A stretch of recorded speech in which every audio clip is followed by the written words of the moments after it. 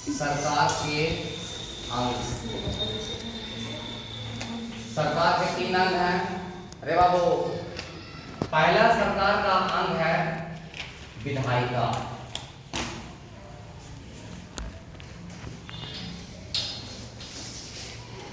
सरकार का पहला अंग है विधायिका, जिसको बोलते हैं लेजिस्लेचर।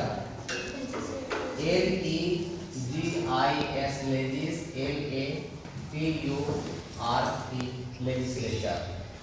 सरकार का दूसरा अंग है कार्यपालिका।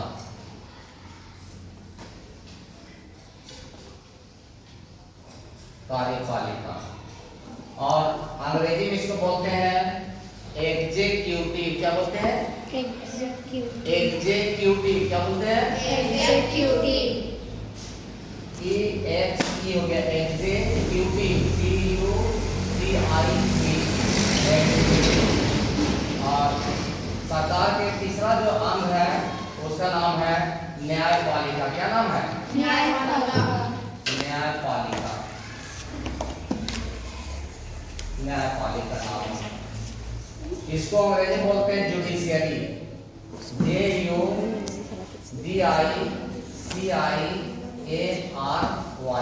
जुडिशियरी बोलते हैं।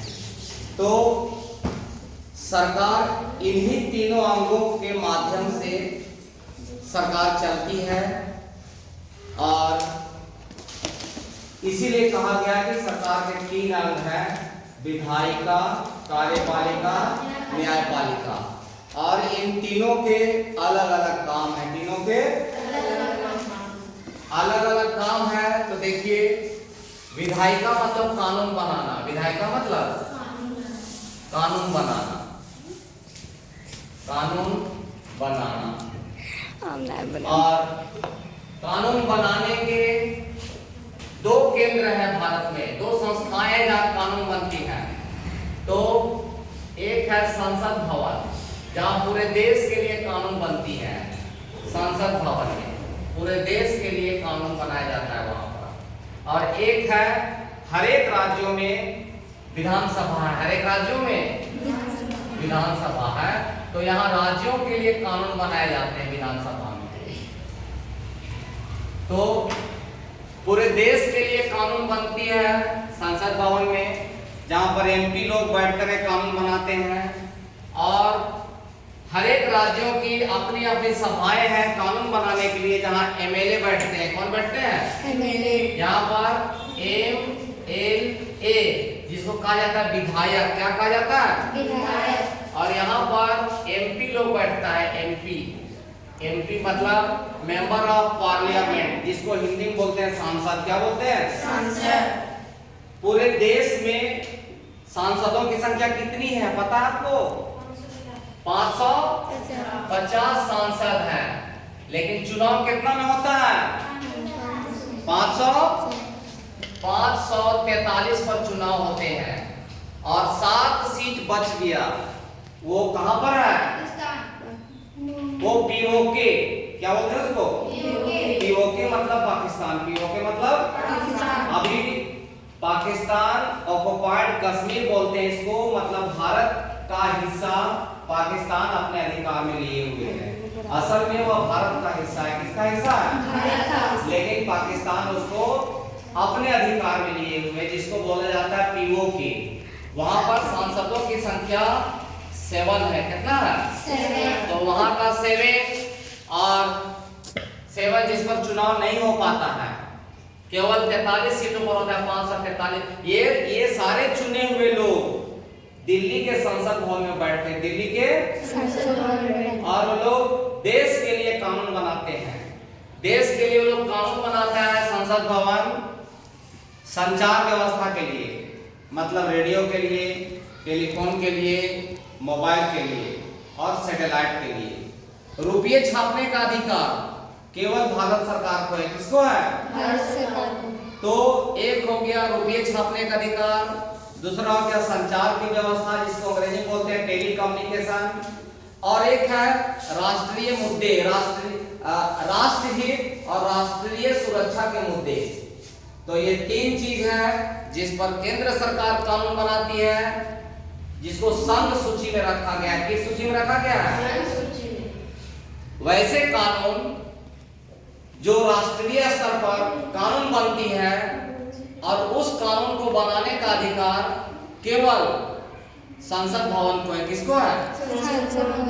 तो उस कानून को कहा गया संघ सूची। क्या कहा गया? संघ सूची। संघ सूची में जितने विषय दिए गए हैं इस पर केवल केंद्र सरकार कानून बनाती है। इसके बाद पूरे राज्य के लिए राज्य सरकार कानून बनाती है विधानसभा में। कहां पर? विधानसभा में। हमारे राज्य का क्या नाम है? झारखंड। झारखंड की राजधानी कहाँ है? रांची। झारखंड की राजधानी रांची। रांची में एक विधानसभा बना हुआ है। रांची में विधानसभा। वहीं पर पूरा झारखंड में कितने एमएलए हैं? 20। यही पढ़ते हैं आप लोग।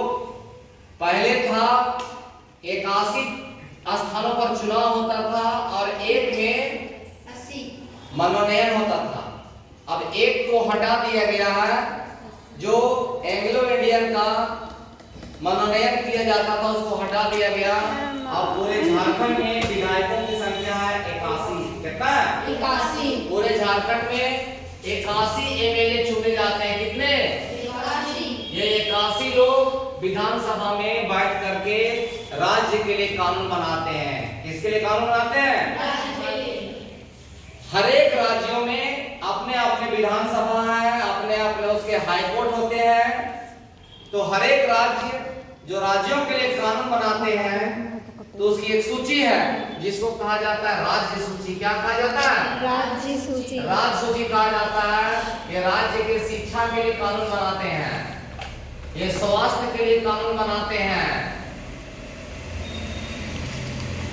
और पुलिस के लिए पुलिस के लिए किसानों के लिए कानून बनाते हैं और भूमि के लिए ये कानून बनाते हैं। केवल राज्य के लिए, केवल राज्य के लिए। अब केंद्र सरकार कानून बनाती है संघ सूची में जितने विषय हैं उसके लिए कानून बनाती है। तो राष्ट्रीय सुरक्षा के लिए कानून बनाती है। किसके लिए? जिसमें राष्ट्र की सुरक्षा बढ़े, राष्ट्र खतरे में नहीं रहे, राष्ट्र की सुरक्षा के लिए। उसके बाद वित्त के लिए कानून बनाती है, वित्त व्यवस्था के लिए कानून बनाती है, मतलब रुपये पैसे धन दौलत के लिए कानून बनाती है। इसके बाद संचार मतलब टेलीफोन के लिए, मतलब मोबाइल के लिए, मतलब सैटेलाइट के लिए, ये जो संचार के साधन है इसके लिए कानून बनाती है। तो कानून बनाने की सूची को बोलते हैं। जो केंद्र सरकार कानून बनाती है उसका नाम है संघ सूची। क्या नाम है? संघ सूची। और जो राज्य सरकार कानून बनाती है उसका नाम है राज्य सूची। और केंद्र सरकार और राज्य सरकार मिलकर के जो कानून बनाती है उसका नाम है समवर्ती सूची। क्या नाम है? तो कुछ ऐसे मुद्दे हैं जिसमें केंद्र और राज्य दोनों मिलकर के कानून बनाते हैं, इसका नाम है समवर्ती। क्या नाम है? इसका नाम है समवर्ती सूची नाम है इसका। तो समवर्ती सूची में राज्य और केंद्र दोनों मिलकर के कानून बनाते हैं। यदि दोनों में विवाद हो जाए, मतभेद हो जाए कि नहीं ऐसा नहीं होना चाहिए, तो केवल केंद्र सरकार कानून बना सकती है। कौन बनाएगी? लेकिन राज्यों को भी अधिकार है कानून बनाने के लिए। राज्य भी बना सकती है कानून, समवर्ती सूची का कानून, लेकिन उसे राष्ट्रपति से हस्ताक्षर कराना होगा, तब वह कानून बनेगा। कोई भी कानून जब भारत में बनता है, जब तक राष्ट्रपति साइन नहीं करते हैं तब तक वह कानून नहीं बनता है। वह कानून केवल 6 महीने के लिए लागू होता है। 6 महीना के बाद वह कानून स्वतः समाप्त हो जाएगा। तो पूरे देश में कानून बनाने का अधिकार राष्ट्रीय स्तर पर केंद्र सरकार अथवा लोकसभा को है, और राज्यों में कानून बनाने का अधिकार सभी राज्यों के विधानसभा को है। किसको है?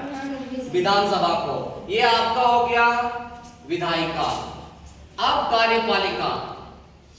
कार्यपालिका मतलब जो लोकसभा और विधानसभा में जो कानून बनाए गए हैं उसका पालन कराना है, उसका पालन कराना है। कि जो मतदाता सूची को सुधार करने के लिए कहा गया था, आधार कार्ड बनाने के लिए कहा गया था, सभी लोगों का बैंक अकाउंट खुलेगा, सभी बच्चों को 0 से लेकर के 15 साल तक के बच्चों को मुफ्त शिक्षा देना है राज्य में।